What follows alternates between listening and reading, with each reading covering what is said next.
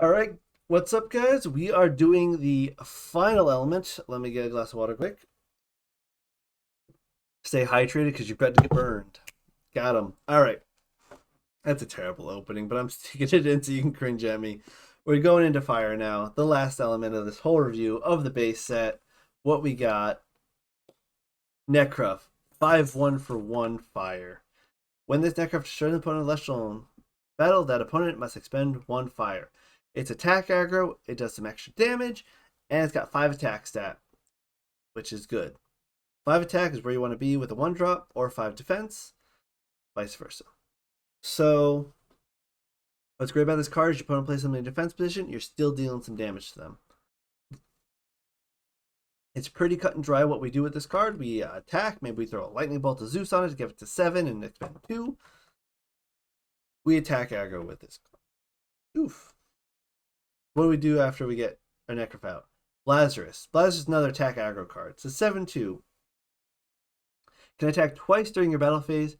If it destroys 2 Elestrals in the same battle phase, you can special send it into Trifernal from your hand or deck. That is a buff because it used to do it during the end phase. Now we get our Trifernal out in the battle phase in attack position, and we can just go pop. So now it's Lazarus, attack, attack. Maybe they have like Foamy in play, or they have some Ignectars in play, and you just go attack, attack, special into Trifernal, and attack you again. And now with Trifernal play, we'll get to him in a second. There's a lot of damage coming out. You throw Thunderbolt of Zeus on this thing, and you're making them expend 1 or 2 additional spirits for every attack as well. They get opened up, and you just attack them for 4 directly, maybe. This thing does so much attack aggro. It's weak to Shield of Achilles, as all the attack stuff is. It's weak to Tsunamis, Altar of the Stars, stuff that'll tap it down into defense. Weak to Soil it, but you get this to stick, and they don't have a huge way to deal with it. It will win you the game probably on the spot. So what does Trifernal do? Because that's what you're getting with the card. Trifernal got a buff, not because it got buffed, because Lazarus brings it out into combat. So now Trifernal attacks gives you a 3rd attack, basically. After that, Lazarus attack twice. And what does it do? It's 14/3 for 3. When your opponent casts Celestial, you can expend a fire. And you give that Celestial a -3 defense. If that Celestial's defense is reduced to 0 by this effect, it's destroyed. So this will stop any little thing from coming out to deal with it. So you gotta better make sure that you're playing something with 4 defense or higher, or it's not sticking and Trifernal says bye-bye. I hope you get your Trifernal up before they get their Trifernal up, because you can just blow up their Trifernal too. It's good. It used to negate their ability on Destroy, but yeah, I guess they nerfed a little bit with the Lazarus buff. Trifernal, you play 1 of this in your fire attack aggro deck, and you hope to never draw it because you get out with that Lazarus and you just go pop, and you just try to win from there. Kind of like what you're doing in Centaur. Just has less protection, but your opponent can't really deal with it because they can't boom bat it, they can't Kinleo it. They have to basically Eruption it or maybe shield it, or potentially get some attacker into play. But you just probably destroyed all their Elestrals getting Trifernal out. It's really hard to come back from the Trifernal once it's in play. It's a little difficult to get Trifernal out, but Trifernal's in play to win more card. You're probably winning the game with Trifernal out because unless your opponent has an Earthquake in hand. It's very difficult to deal with the Trifernal with Elestrals because it'll just pop them when they come into play. So that's it for the Trifernal line. Now we're going to the Bear line. There's 4 cards in this archetype. We've got Earthscout, Urzmog, and Urseer, as well as Majursa. So Earthscout's a 1/3 fire for 1. When it's destroyed in battle, you can special cast an Earthscout, Urzmog, or Urseer from your hand or deck in defense position. So this does what Foamy does, but it's limited to 3 cards. So you're probably getting another Earthscout out with it, or maybe you're getting Urzmog out if they have no other way to destroy your Urz at the end of combat. So again, it does the Foamy thing. It brings out something, but unfortunately the bears aren't as versatile as the water stuff. So you're generally Earthscout's probably the weakest of all the cubs, but at least it's a way that if you play this turn 1, they destroy it. At least you still have a board state usually with it in play. And Urzmog, in my opinion, I think is the best of the 3 cubs because you can use this to special cast other of the Urzmog, or Urzmog, or Scout, or Sears out. And if you have multiple Urzmogs in hand, you can chain your Urzmogs out. So you play Urzmog, special and Urzmog, special and Urzmog, special and Urscout maybe. And then you have a big, nice wide board for not too much of a cost. So I like that. I think Urzmog is really good at getting you kind of situated on a wider board. And, you know, again, not the Bears are solid on their own. It's just the payoff isn't that great. So let's just go into Urs here quick. It's a 4-1 for 1 fire. This is probably the second best cub in my opinion because it's got 4 attack. When it destroys the national battle, you can special cast one of the other cubs into play from your hand or deck in defense. It's fairly straightforward. It's kind of, it lets you go a little wider. The cubs like to go a little bit wide. They like to have a little, pack going. So what's the payoff for doing these 3 things? So they're kind of like other cards that we have, like, kind of like a weird Tadpuff in Fire First Mog. Kind of like a weird Foamy in Fire, limited in, Fire. Our payoff is Majursa, which is a 12/12 for 3, gets 2 attack for every of the cub on your field, and all your cubs cannot be attacked or targeted by card effects while Majursa is on the field. The only issue I have is to get Majursa out efficiently, you go wide with your bears, and then your next turn you ascend. You just basically rip the spirits off your bears, sacrificing them to ascend into Majursa. Maybe you have 1 bear left in play, so you're only protecting 1 cub. Unfortunately, Majursa is not the payoff you need because the best way to get Majursa out is to sacrifice your cubs. But you want a bunch of cubs in play that Majursa is protected, so Majursa is big, attacky, and your cubs are protected still. It's so clunky. It's unfortunate. Maybe we see some other, maybe we see like a stadium room in the future that's like Bear Cave that gives Majursa some more, more ways to get Majursa out. Like maybe Bear Cave has, if you have Urzmog, Urskier, or Scout into play, you get Majursa out special cast from your deck or something. But unless there's a way to get Majursa out without getting rid of all your bears efficiently, unfortunately, it's not going to do enough for you. I don't think. I don't think the bear archetype is going to see play as like bear tribal, but you will see some of the bears, particularly probably Scout and Majursa, pop up in some decks. I really don't know. I don't know if they are good enough on their own since they are a little bit limited. But maybe we get some more support in the future. That's all I can say about this. Next, we're going to Ignectar. It's a 1/2 for 1 fire. Normal cast Ignectar, you can special cast 2 Ignectar from your hand or deck into attack with fire. If you do, skip your battle phase this turn. This card is great if you're going first. Turn 1, I got 3 things on board for no extra cost. Super wide, hard to deal with. I can ascend into my other stuff right away next turn, pretty much. Ignectar is really strong because you can use it to get to 2s and 3s and fire really easily and efficiently if you go first. If you go second, you have a little bit of a problem. You're skipping your battle phase, and it's a 1/2. So it dies to everything. You're letting your opponent now get the first attack of the game. They already have something in play, probably from turn 1. Now they have 2 things in play. You're going to get knocked out. Your board's going to be wiped. So, unfortunately, Ignectar is going to be... It's either you play it and it's wins you the game or does really strong, makes your opponent really have a tough time, or you draw it on turn 2 and you can't do anything with it. You're skipping your battle phase. You get sad. But it's always fodder for Waspyre, which got changed a lot since we first saw it. Not changed a lot, but it got changed a few different ways. So it's a 5/1 for 2. And now you can discharge fire from an Ignectar or Waspyre to force the opponent to expend 2, which is what it does. But now you can activate this any number of times on your turn. So if you went first, you get your 3 Ignectars out. Let's say you protect them with a shield or something. You can then play Waspyre onto one of your Ignectars and just sacrifice your Ignectars to shoot face. And then maybe sacrifice the Waspyre as well as shoot face. Maybe this is like a little bit mid-gamey and you're just going to burn them out and then throw some eruptions at them to knock them out. Or they did some crazy wind combo thing with Hydrake somehow and you have your... No, that's not happening. But, if they expended a lot and you get to stick the Waspyre, you can do a lot of damage. So if there's going to be some kind of weird burn combo kill, it's going to be with Waspyre, I think. But I don't know if Waspyre is going to see more of than like a one-off play as like the, well, maybe I have Ignectars out because I run Ignectars for other reasons. And then I'll play one Waspyre just to maybe get the RNG on that. Ignectar's like a 10 out of 10 card. Waspyre is like a 5 out of 5. Like, it's okay. It's definitely got a buff. It's like a 6 out of 5. Like, or 6 out of 10, sorry.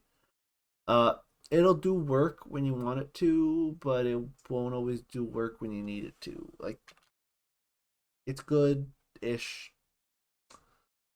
You could honestly, you could argue it's bad. I wouldn't. If you tell me Waspire is the worst fire card, I wouldn't argue with you too much. But I don't think it's infinitely terrible. I just don't see it seeing a ton of play unless we get some more combo support with it or some weird fire burn hyper aggro stuff going on. It's a cool card though. I think it's a really cool card, and it's the only Celestial that has a you can effect that you can repeat every turn. So maybe you find a way to abuse that. Next up, got Warmite 3/1 for 1 fire. Target put Celestial, give it -4 attack to unphase. It does what it's always done. It says, hey, you got anything that's 7 or lower attack? Goodbye. I'll attack and remove it. Do you play this a ton when you have Kinleo? Yeah, you play some. Like, I think you always have at least one of these in your fire deck if you have ways to get it out. If you play Smoltuga, you maybe play one of these. It's basically, it can also say on your turn, this is a 7/1, is another way to read this card. It is a very solid removal option. It's a good card. It does what it says on the text. Yeah, play it. I honestly, if you play this in any kind of fire deck, whether it's aggro or control, or even if you try to do fire mid range, which fire generally does aggro or control or mill, it'll do what you want it to do. It'll do something for you. I guarantee this card will never be bad in a deck. It's not going to be your A list like, oh, I won this game because of Warmite, but it's definitely going to help you win a game. It's a solid card. Floracne got a nice little buff with its toughness from when we first saw it. It's a 4/8 now with 2 fire. As long as the Floracne is enchanted, Celestials cannot attack the turn they cast unless they are fire enchanted. The only problem with this card, it is a great effect. The problem is that it's a 2-cost card to get this effect out. The second problem is the cards that like to attack really quickly are fire. This is not as good as Riceros, but it is pretty good. Now, the fire control decks generally focus more on proactive as opposed to passive responses. So Kinleo response to destroy stuff, Warmite response to destroy stuff. So it's nice to have at least some kind of passive, just like I'll play this down, you can't attack me right away kind of thing. But you're not going to see a ton of Floracne, I don't think. Maybe we do. Maybe there's going to be a really good fire control deck. Maybe you run this as like a weird staller in the mill deck. It's just getting to it might be a little bit difficult. But Ignectar, you try with honestly try this with Ignectar, and I think it'll do fine for you. And I think that's kind of funny because it's like Ignectar is getting trapped in the web, Flacne eats it to ascend, and bam, you get your Flacne out, which is fun. So I don't know where to put this card. It's solid, great effect. On 2, it's not as good. In the attack color, it's not as strong as Riceros, which Thunder isn't the super aggro color generally. Sorry. So yeah, I think this card needs some testing. It might see play. It wouldn't surprise me if it sees play. It wouldn't surprise me if it sees no play. It's kind of in that toss-up spot. Kinleo, I've mentioned this card a bunch. It got a nerf from 4 attack to 3 attack. Good nerf, because now you can attack and do it a little bit easier. Nexus 2 fire. Target destroy an opponent's Celestial. One of the best removals in the game. This is a removal card, as I've said in the past. It's an aggro card, I've said in the past. It'll remove something and attack for 3 if you Nexus 2 to it. Very, very strong, very explosive. It's just a good control card. Good aggro card. It does both really well. And it'll do both in both decks. In the control deck, it'll be a nice finisher.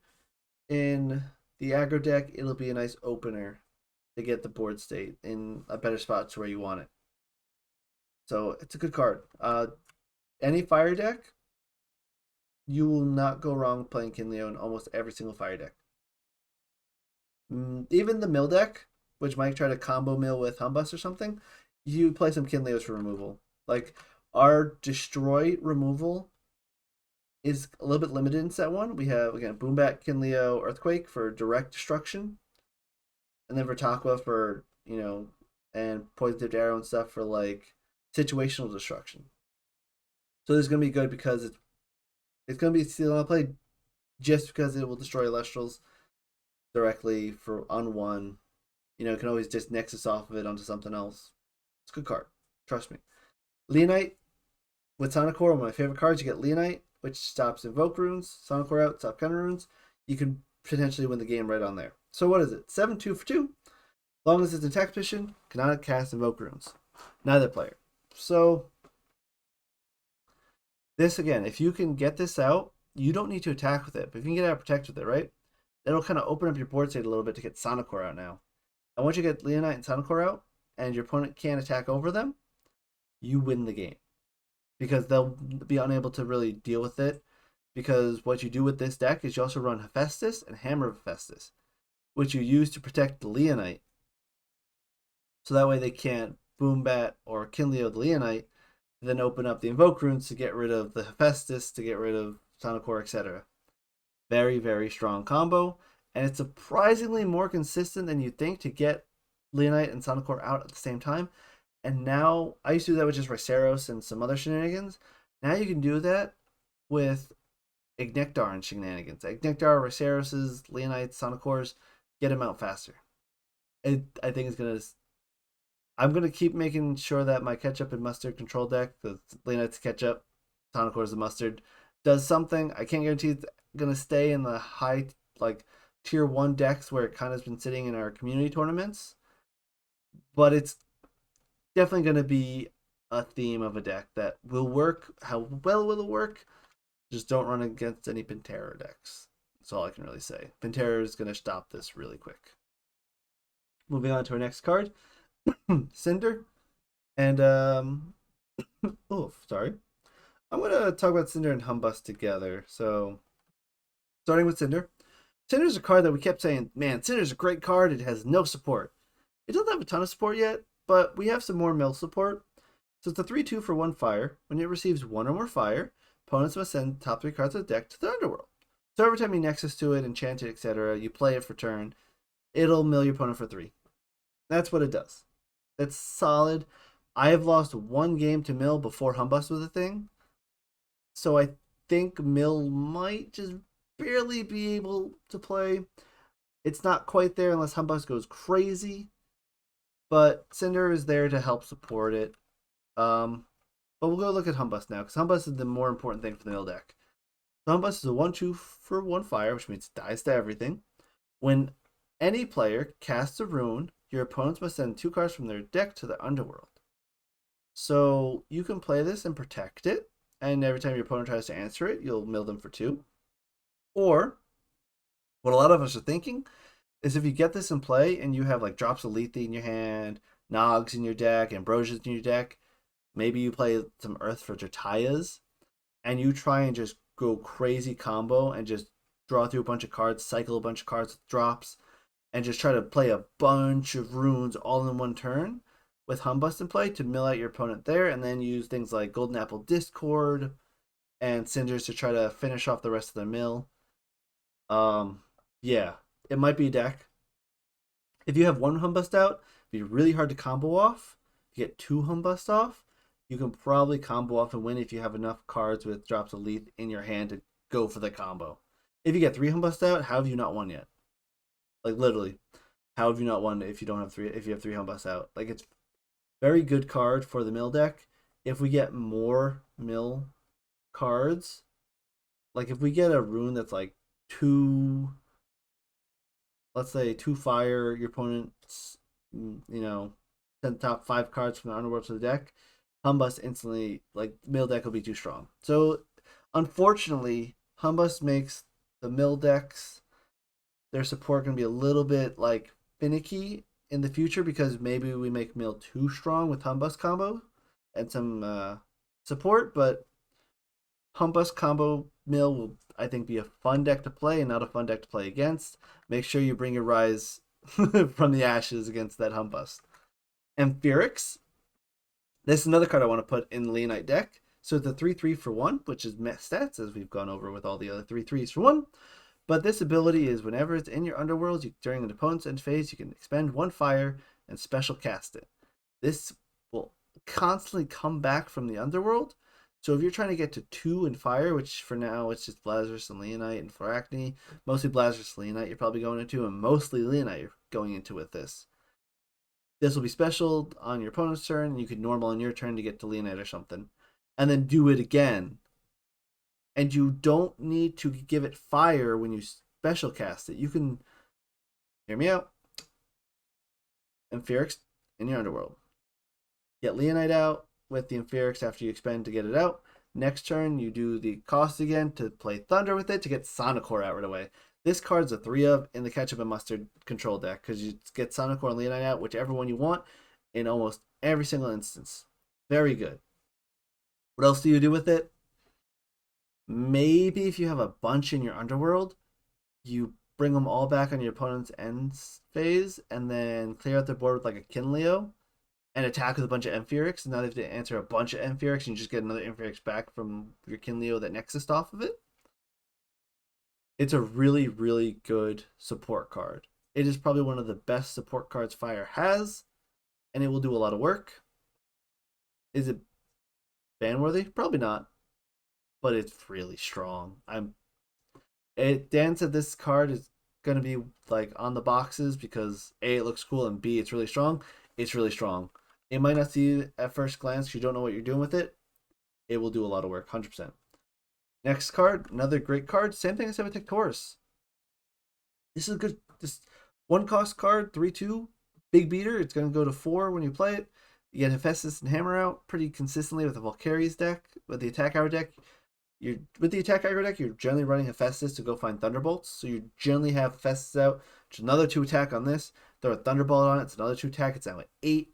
Gets really big really easily. Run over a lot of your opponent's things. This is one of the biggest issues I have against my Leonite and Sonicore deck because it gets to 8 really easily, and then Sonicore and Leonite die at 8.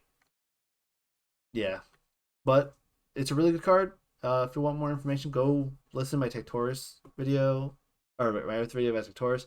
You'll get more about Valkyries. Hephaestus I just mentioned. As all the Divine Runes do, you can play it down, you can add extra fire to it, and you can disenchant 1 fire to search for an artifact from your deck, put it in your hand. But words, why is this okay, but Aeol is searching for 1-cost Wind ELESTRALs broken? Good question, whippersnapper. Blah, blah, blah.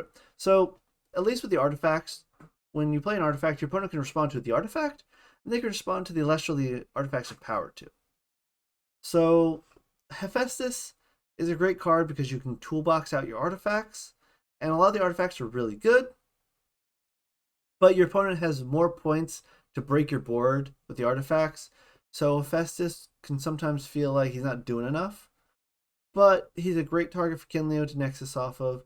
He searches out toolboxy artifacts that'll get you the right protection you need for the moment, and he's all around a solid card. If we're talking about the top, like the best Divine Runes, it's a toss-up between Hephaestus and Aeolus now. Aeolus I still think is the best, but Hephaestus is a close second because they toolbox. They search for stuff in your deck, they thin your deck, they find what you need. They're good cards. Straight up, good cards.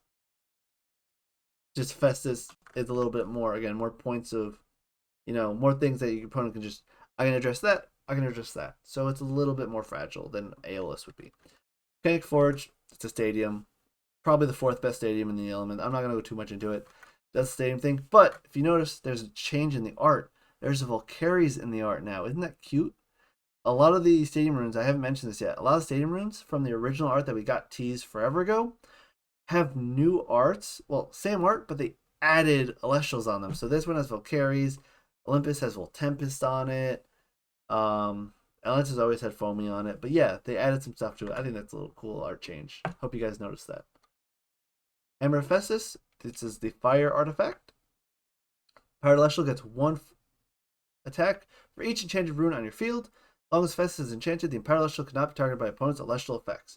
This will shut off all the Celestial removal like Sorlet, Warmite, Kinleo, Boombat, etc. It's a great artifact to have with Hephaestus. And when you have Hephaestus out, you just pull this out of your deck. Plus 1 attack for every enchanted rune on your board. So it has to be a face-up enchanted rune. It cannot be face down, won't count. So generally I'll give +2 because you'll usually go Hephaestus into Hammer of Hephaestus. +2 protection from celestial effects. Protection from celestial effects. If you use this on a Leonite, your Leonite will be protected from celestial effects, and it will be unable to be targeted. You'll be unable to cast Invoke runes, and it'll be at 9 attack, meaning you don't need to attack. Your opponent can't do anything with their counter runes if you never attack with your Leonite counter runes, and you have a great day. Good card, solid card. Probably, I think this is the second best artifact, and I think the best artifact is now going to be the new Trident of Poseidon, followed by Scythe of Demeter, and then Thunderbolt and Bag is the last one. And the last card of all the cards we're going over, set 1, finally here, it's Eruption. It burns stuff. 2 costs, make your opponent spend 3. Against a fire mirror match, it does nothing. Sorry. So yeah, against a fire mirror match, it's 2 costs to make your opponent spend 1. You go down a card, down a resource for them to net you net loss basically. It's a very good card. Even in the fire mirror match, you play like Kinleo, destroy what they have on board, and then Eruption and Kinleo attack them. So it even in a fire mirror match, it still does some work. It's just a matter of when you play it in the fire mirror match. And ironically, you play this with an Earth card Pandasin to do a lot of damage too. Yeah, that is every card in the set. I hope you guys enjoyed sticking with me for like the almost 2 hours of videos that I recorded to get all these cards done. If you watched all the videos all the way through, I really appreciate you. Let me know down in the comments, like, if you stuck through all that, if there's anything you might change with what I did. You guys have a great day. Again, send the love out, send subscriptions to everyone in the community that's doing the content. Like, there's a lot of great content creators out there for Elestrals right now. I don't think I'm the best. I honestly, like, Moxie and everything Elestrals and Eel the Duck, they do some great content. I'm just here speaking to the void, and I hope you guys enjoyed listening. You guys have a great day, great night, whatever time zone you're in, and I'll see you in the next video.